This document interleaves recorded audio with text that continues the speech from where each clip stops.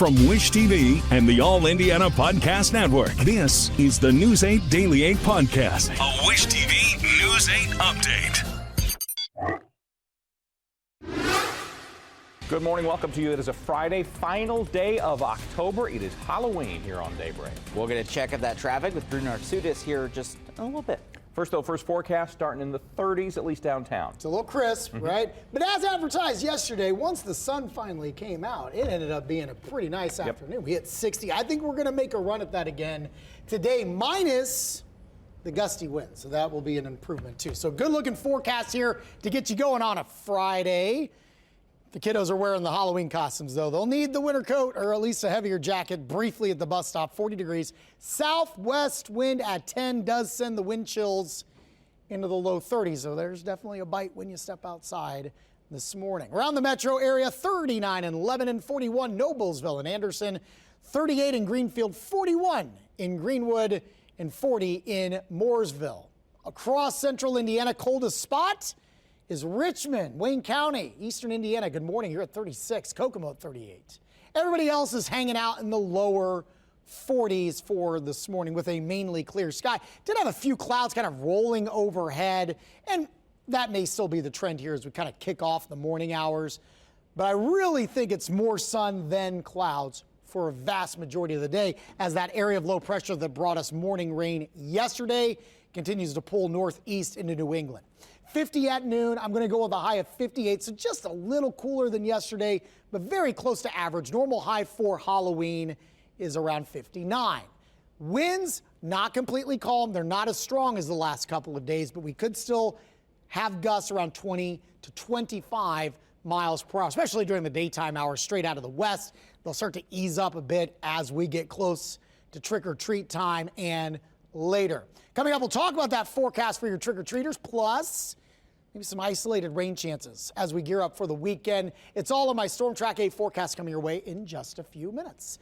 Drew Narsutis has a check of traffic this morning. Good morning, Drew. Good morning, Marcus, and everyone watching at home. 6:02 at the moment, and we're still looking good out there on most roadways. So hopefully that'll continue as we move throughout the rest of this Friday morning outside. I-465 out near the south side looking good at the moment. Traffic is starting to pick up, but we're hoping that doesn't cause too much commotion outside of course, those construction areas, which usually do start to slow on down around this time of morning. I-465 a little bit further out near East Street, US 31 south. So we're seeing pretty good conditions out here as well. And if you take a look at our Traffic Watch 8 map brought to us by Attorney Nathaniel Lee of Lee, Kosel, and Feigley, you can see the entire section of the I-465 loop is looking pristine right now, and we're hoping it stays that way for the rest of the morning hours. A little glare outside is about the worst we'll end up seeing as far as weather that may impede a perfect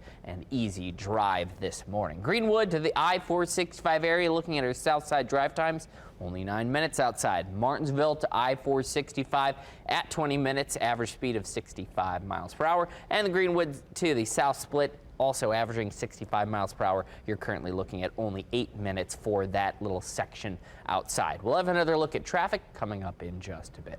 All right, Drew, we'll talk soon, 3 minutes after 6. This could be the final day for federally funded food help for millions of Americans who rely on it. We have team coverage for you this morning. We start with local community leaders who are raising money to give emergency food assistance to people, at least for a few days.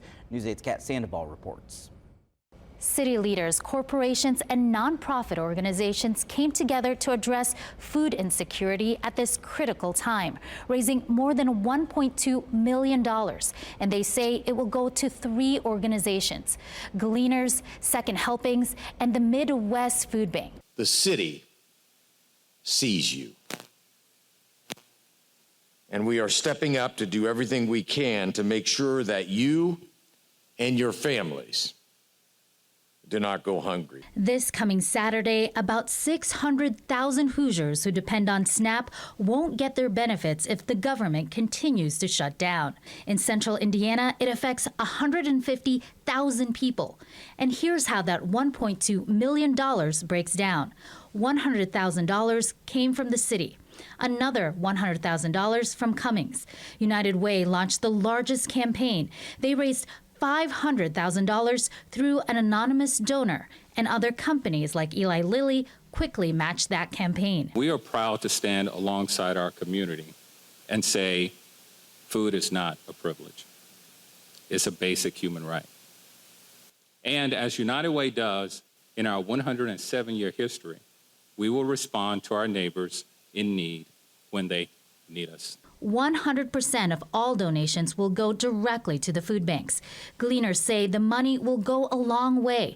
For every $1 that's donated, it provides up to 6 meals. And while large donations are a great start, Gleaners president says it's a temporary fix. Yeah, the reality is it's not sustainable. For every meal that the entire charitable food system provides at Second Helpings, Gleaners, Midwest Food Bank, the federal government has traditionally provided 9. So when they turn off the resource, there's no way that the charitable food system can fill the gap, even with the great support that we're getting from these different donors. So all we can do is work hard to generate as much resources as we can, and hopefully cooler heads will prevail and they'll reinstate SNAP. In central Indiana, about half of SNAP participants are families with children. Also, since the government shutdown, food banks I spoke to say they've also seen an increase of federal government employees who normally don't rely on them. I'm Kat Sandoval for Wish TV, wishtv.com. A federal judge in Boston could rule today on a lawsuit from Democratic-led states that would force the Trump administration to spend money from an emergency fund to keep SNAP benefits flowing. At a hearing on Thursday, the judge seemed skeptical of the administration's argument that funding for food benefits could be suspended because of the government shutdown. U.S. District Judge Indira Talwani only said she would rule in the case later, not giving a specific time. Food banks and pantries around Indiana are bracing for a surge in people looking for help. News 8's Malia Van Ostrand talked with leaders of the Indy Hunger Network about how they're getting ready. From food banks to community meal sites, organizations are working together to make sure that no one goes hungry. The Indiana Hunger Network says the demand for assistance has continued to climb. Uncertainty is growing for thousands of Indiana families who rely on food assistance each month. Indy Hunger Network consists of partners like Midwest Food Bank and Second Helpings and the Office of Public Health and Safety that provides food to local pantries. The first resource that I would encourage anybody to seek out and access is IHN's tool called Community Compass. It's an app you can download on your phone. It's a website you can visit. Community Compass is a free resource that allows users to type in their address and find the closest food pantry, meal site, or resource to them. Meyer says he knows resources for families may be limited, so it's best to try to get as much information about the food pantry as you can before heading to one. There are several pantries that do have certain foods that they like to offer specific to the people that they serve.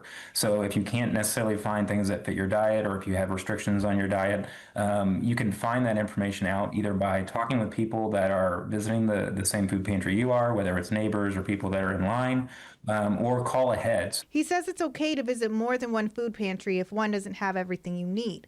Meyer says the food banks and pantries have been preparing as best as they can ahead of time to meet the increase in need.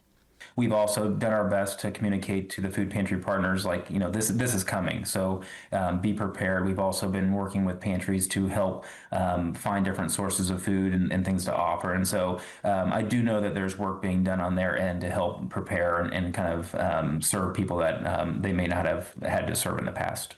As Meyer sees it, he's confident pantries can meet people's needs, but the biggest concern organizations have right now is if the government shutdown continues for an extended period of time. If it goes on for too long, we're going to see a lot of strain on a lot of different support systems. Our plan would be to continue those conversations and figure out how best to collaborate with one another to help in any way that we can. Meyer says food pantries are always looking for donations and volunteers at this time. In Indianapolis, I'm Malia Van Ostrand for Wish TV and wishtv.com.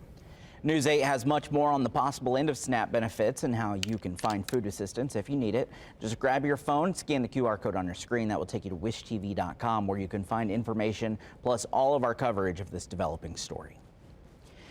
The former student media advisor at Indiana University is suing the school over his firing. Jim Rodenbush filed a federal lawsuit claiming IU violated his free speech and due process rights and asks a court to reinstate him to his job. IU removed Rodenbush October 14th after he refused a directive to pull news stories from a scheduled homecoming print edition of the Indiana Daily Student newspaper. A spokesperson for the university says they don't comment on personnel matters. IU has since reversed the decision to end all print editions of the Daily Student. Editors of the newspaper say they were told by IU Bloomington's chancellor they could resume printing special editions as long as they stay within budget. The editors also say IU reversed what it called an illegal directive banning them from printing news. Journalism advocates across the country criticized the university for targeting print news coverage in the paper. The Daily Student says it will print its next issue November 20th. This is the News 8 Daily 8 podcast, a Wish TV News 8 update on demand. For even more, on demand and on the go, connect with Wish TV on Facebook at wishtv.com and on the free Wish TV mobile app. Thank you for listening, and be sure to like, subscribe, and follow this podcast for updates every weekday morning on the All Indiana Podcast Network and wherever you get your podcast.